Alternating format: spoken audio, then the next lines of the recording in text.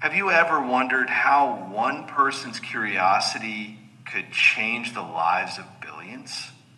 Today, we're exploring the extraordinary journey of Bill Gates, a man who transformed personal computing, built one of the world's most influential companies, and later devoted his fortune to solving some of humanity's greatest challenges.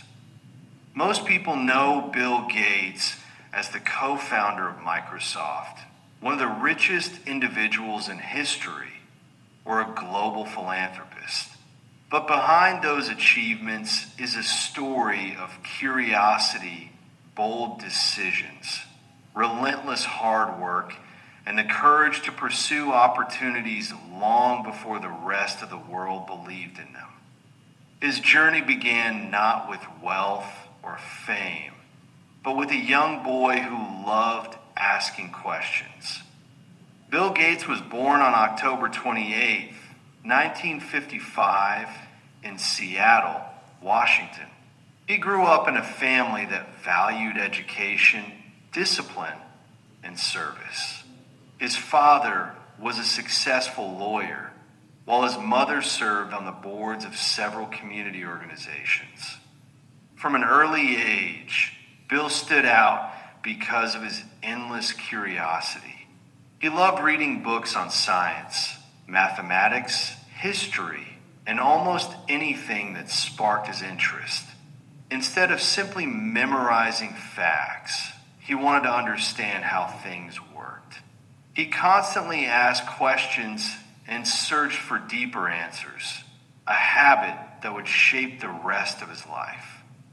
Recognizing that traditional classrooms weren't challenging him enough, his parents enrolled him at Lakeside School, a private school known for its strong academics. Looking back, that decision changed the course of history. In the late 1960s, computers were enormous, expensive machines used mainly by governments, universities, and large corporations. Most teenagers had never even seen one. Thanks to a fundraising effort, Lakeside gained access to a computer terminal.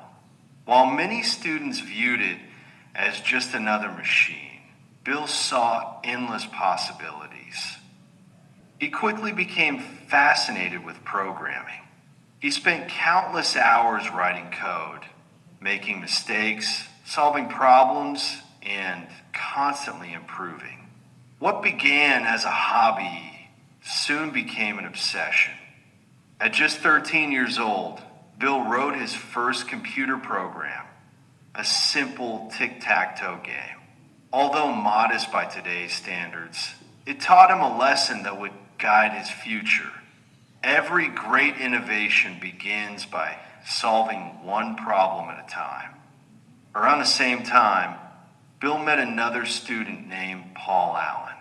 Although Paul was older, they shared an intense passion for computers. They spent hours discussing technology, experimenting with software, and imagining a future few others could see. At a time when most people believed computers would remain giant machines for governments and businesses, Bill and Paul envisioned something entirely different. They believed every home and every office would one day have its own personal computer. Today that idea seems obvious. Back then, it sounded almost impossible. While others dismissed the vision, the two friends continued sharpening their skills and preparing for a future they believed was coming. Bill wasn't just learning to write code. He was learning to think differently. Instead of accepting the world as it was, he constantly asked himself one question: what could the world become? That mindset transformed curiosity into knowledge, knowledge into skill, and skill into opportunity. After graduating from Lakeside, Bill enrolled at Harvard University in 1973. Although Harvard represented one of the world's greatest educational opportunities, Bill spent much of his free time in the computer lab rather than the classroom. Programming remained his true passion. Then, in January 1975, everything changed. A new machine called the Altair 8800 appeared on the cover of a technology magazine. It was one of the first affordable personal computers available to hobbyists. When Paul Allen saw the magazine, he immediately shared it with Bill. Both realized this machine represented the beginning of the personal computer revolution. There was just one problem. The Altair had hardware, but it lacked software that ordinary people could use. Bill and Paul believed they could solve that problem, even though they hadn't yet written the software. They confidently contacted the manufacturer and claimed they had developed a programming language for the Altair. They now had to deliver on that promise. Working almost non-stop, they created the software before the scheduled demonstration. Failure would have ended their opportunity before it even began. Fortunately, the demonstration succeeded. That single moment convinced them the personal computer industry was about to explode. Bill now faced one of the biggest decisions of his life. Should he stay at Harvard and earn one of the world's most prestigious degrees? Or should he leave everything behind to pursue a dream almost no one else believed in? Most people would have stayed. Bill chose differently, believing that opportunities don't wait forever. He left Harvard in 1975 and partnered with Paul Allen to create Microsoft. At the time, few people understood how valuable software would become. While others focused on building better computers, Bill focused on building the software that would make those computers useful. It was a simple idea, but it changed the world. The early years were demanding. Microsoft had limited resources, and Bill and Paul worked incredibly long hours. Every customer mattered. Every product had to be reliable, and every line of code had to meet high standards. Bill's relentless work ethic became part of Microsoft's culture. He personally reviewed code, challenged ideas, and pushed both himself and his employees to achieve excellence. Then came the opportunity that transformed Microsoft forever. In 1980, IBM prepared to enter the personal computer market and needed an operating system to power its new computers. Surprisingly, IBM approached Microsoft. The problem was that Microsoft didn't actually have the operating system IBM needed. Instead of giving up, Bill found another solution. Microsoft acquired the rights to an existing operating system, improved it, and customized it for IBM. The result became MS-DOS. But Bill's greatest move wasn't creating the software. It was negotiating the contract. Instead of selling MS-DOS outright, Microsoft licensed it to IBM while keeping ownership. This allowed Microsoft to license the same operating system to other computer manufacturers as the industry expanded. It became one of the smartest business decisions in corporate history. As personal computers spread across the world, more manufacturers adopted Microsoft software, allowing the company's influence to grow with every computer sold. Bill knew, however, that computers were still too difficult for most people. Command line systems required technical knowledge, making computers intimidating for everyday users. His solution was Windows. Introduced in 1985, Windows replaced complicated commands with a graphical interface featuring windows, icons, menus, and a mouse. Suddenly, computers became far easier to use. Students, teachers, business owners, office workers, and families could now use computers without being programming experts. Technology was no longer reserved for specialists. It became part of everyday life. As Windows evolved, Microsoft's growth accelerated. Businesses adopted it. Schools introduced computers into classrooms, and families welcomed personal computers into their homes. The dream Bill Gates and Paul Allen had imagined as teenagers had become reality. Computers were no longer locked inside universities and government buildings. They were everywhere. Microsoft rapidly became one of the world's fastest growing technology companies.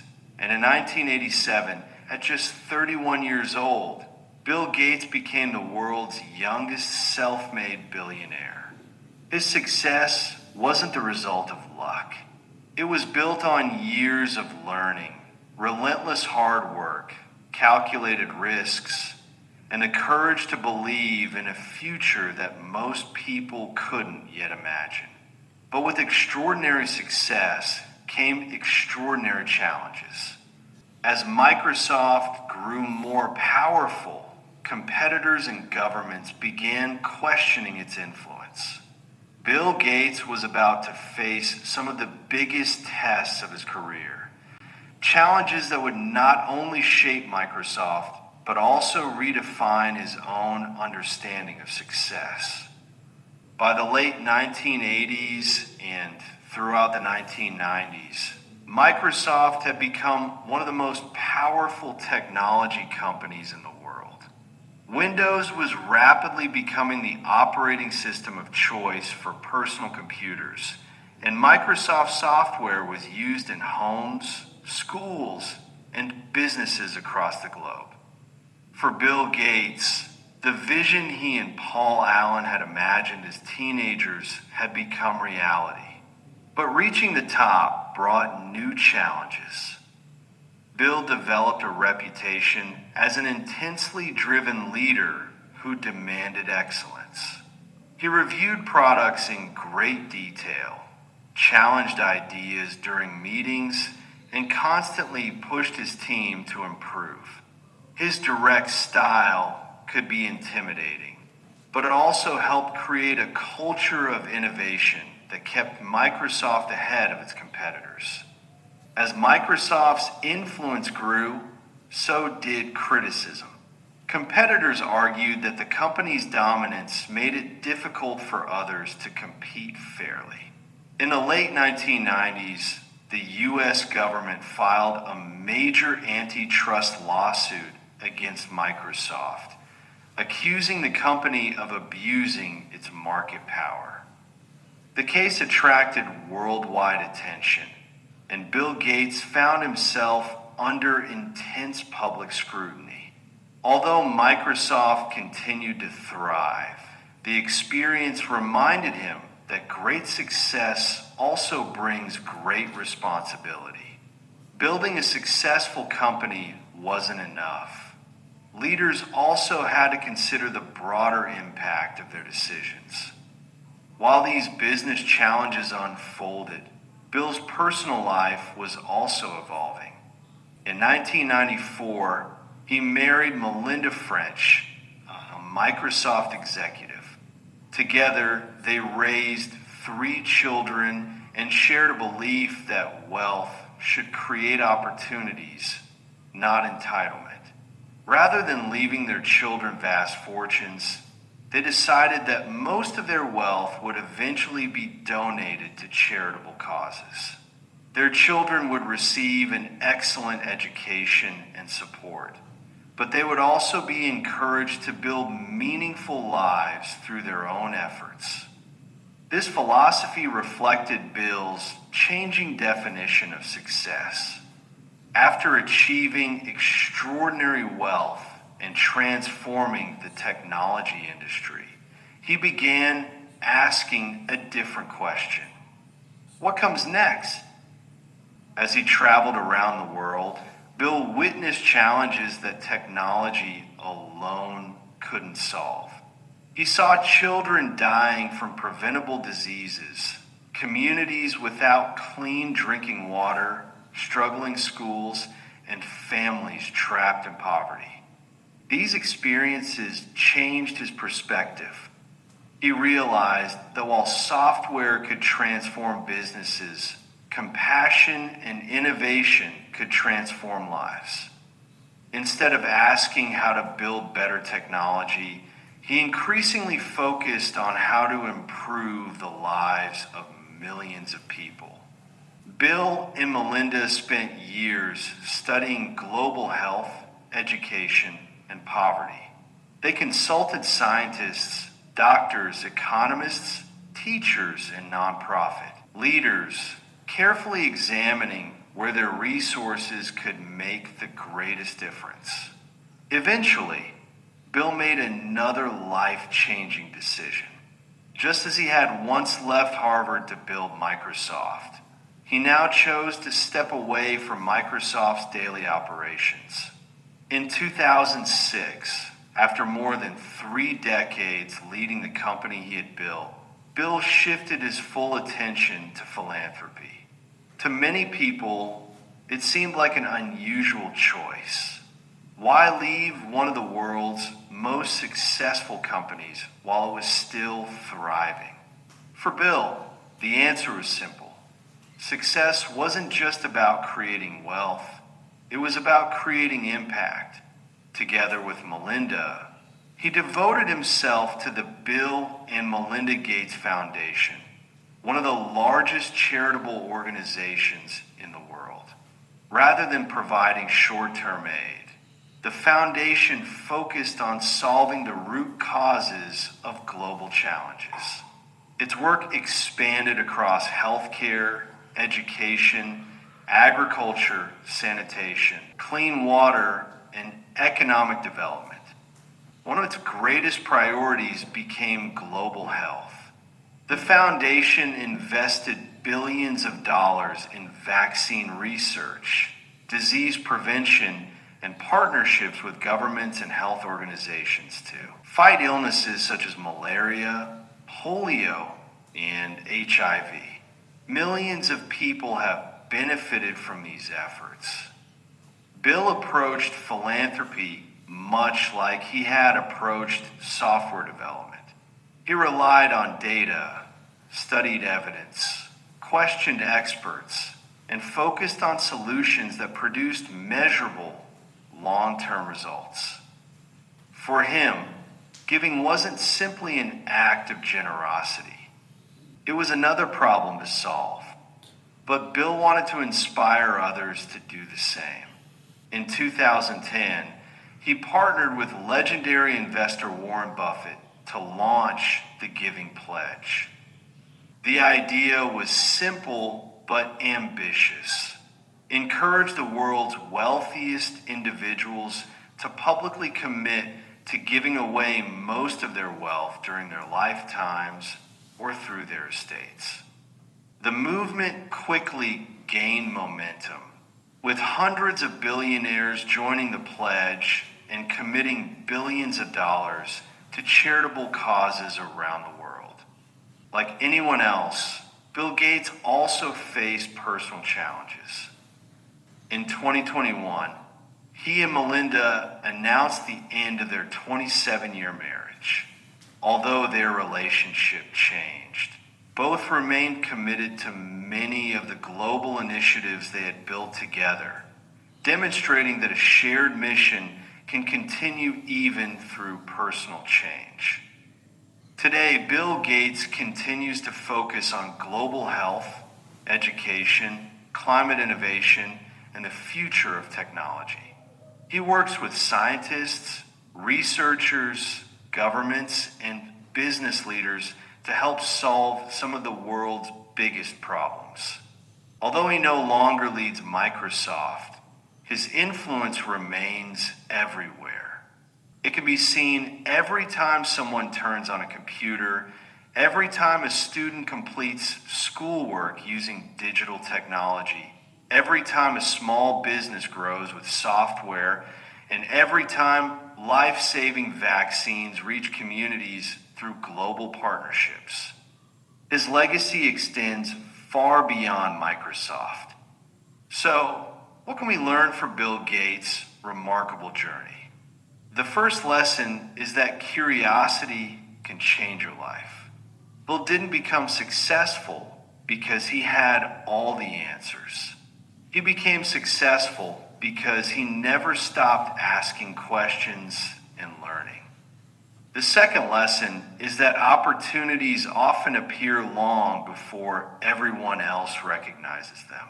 When Bill Gates and Paul Allen believed every home would one day have a personal computer, many people dismissed the idea. They succeeded because they acted on that vision before it became obvious. The third lesson is that meaningful success requires commitment. Behind Microsoft's achievements were countless hours of learning, experimentation, problem solving, and perseverance. There were no shortcuts. Perhaps the greatest lesson, however, is that success doesn't end with personal achievement. Building companies can change industries. Creating technology can transform the world. But using your knowledge, influence, and resources to improve the lives of others creates a legacy that lasts far beyond your lifetime. Bill Gates' story is not simply about becoming one of the richest people in history. It is the story of curiosity that sparked innovation, courage that embraced risk, discipline that fueled excellence, and generosity that sought to improve the lives of millions. Whether you're a student, an entrepreneur, a professional, or someone still searching for your purpose, his journey reminds us that you don't have to build the next Microsoft to make a meaningful difference. Every great achievement begins with curiosity, grows through persistence, and reaches its highest purpose when it helps others. History is shaped by people who dare to imagine a future that others cannot yet see. Bill Gates was one of those people. The question is, what future are you willing to create? Thank you so much for watching. If you enjoyed this video, don't forget to like, subscribe, and turn on the notification bell so you never miss our next documentary exploring the lives of history's greatest innovators, leaders, and world-changing thinkers. And before you go, tell us in the comments, which lesson from Bill Gates' life inspired you the most? We'd love to hear your thoughts. Thanks for watching, and we'll see you in the next video.